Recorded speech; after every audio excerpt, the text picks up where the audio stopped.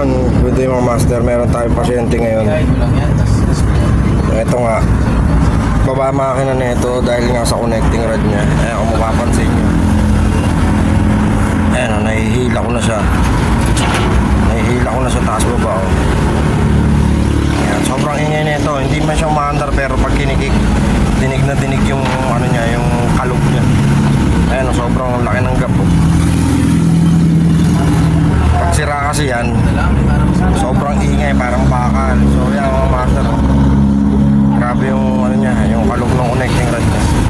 Tapos yung mga piston niya, ayan yung piston niya. Ayan, sobrang ano na, busted na. Namipis na yung ano, hindi siya halata pero sobrang kintab na yan, puro gas-gas. Yan. Kasi master, yung mga master kahit ng connecting rod nyo kukunti ang play pero umiingay, automatic damage na ang dyan, damage ng piston.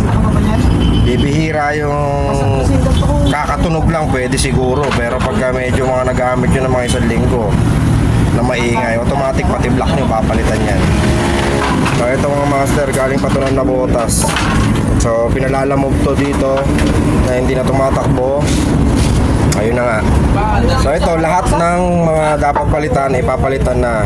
So open budget si boss, may-ari nito. Kasi para good condition na uli yung dash niya. Dahil nga sa lumang modelo na siya. So marami na siyang problema. Marami na rin yung mga tear and wear yung mga parts niya. So kailangan natin siyang palitan. So yung mga master. Ayan o. Update natin kapag tumatakbo na. 2 hours later.